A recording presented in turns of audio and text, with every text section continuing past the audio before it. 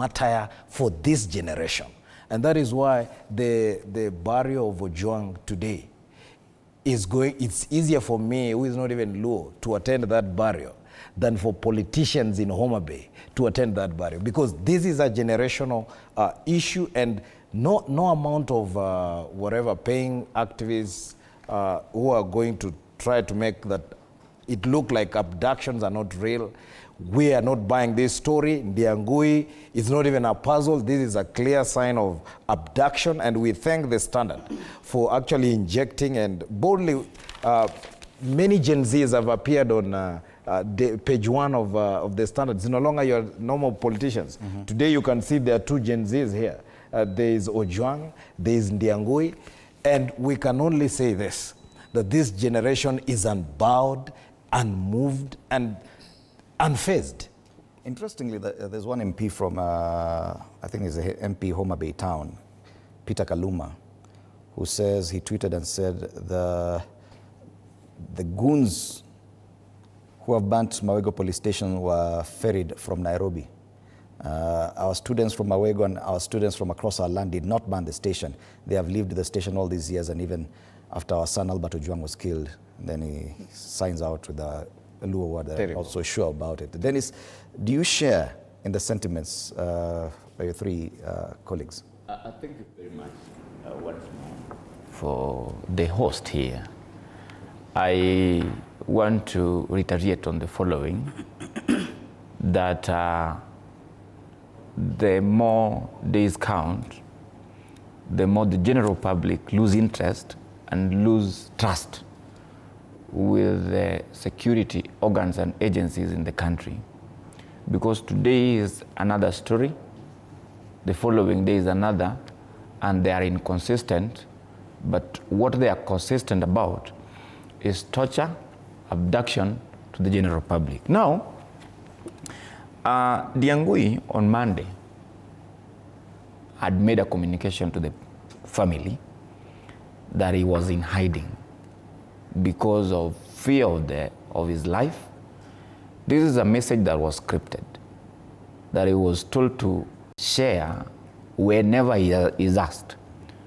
But in real sense, the young man was put in incommunicado, and for questions that he is lauding the voices of the rest of the Gen Z.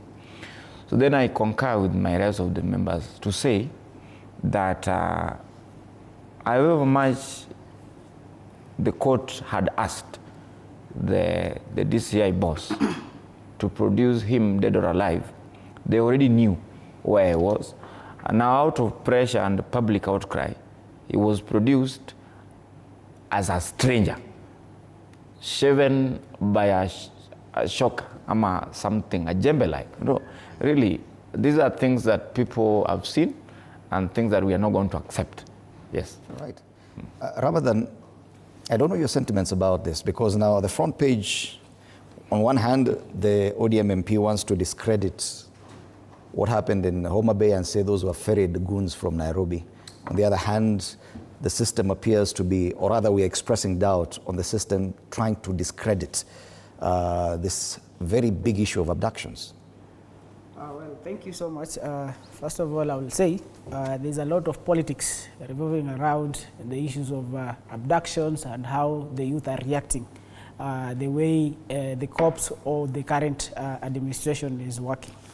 So I would like to say what Homa Bay MP was saying is just because of the post that we've been seeing online. For example, if you look like when the people in the broad-based government, they visit a place for these economic empowerment initiatives. And there's that what we call tuna retaliate. You see, they say, you see on their social media pages, you'll see them posting, this is Murang'a County, these are Gachagua people. And you see, that is maybe the broad-based area whereby they believe that they have more followers. Mm-hmm.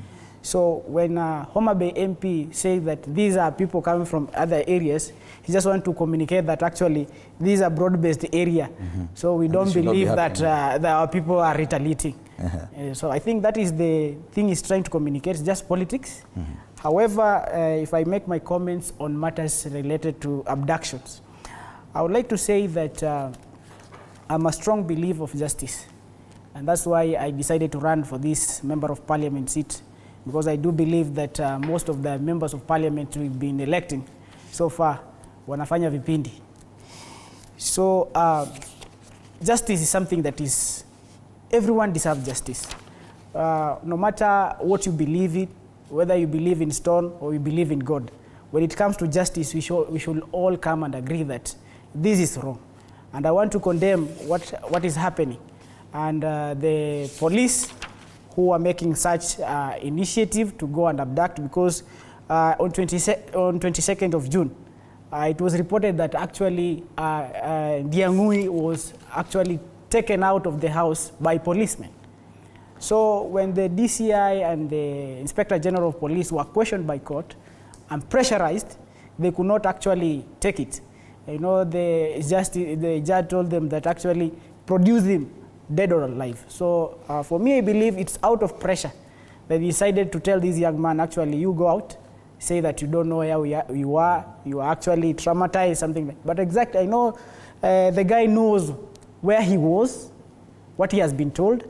So out of fear, he cannot actually communicate what actually really happened. And from the way you've been observing police action in these abductions and even how they've handled protesters, Nyambura, do you think that a youth can hide from the NIS or the DCI for 2 weeks straight while still communicating with the family?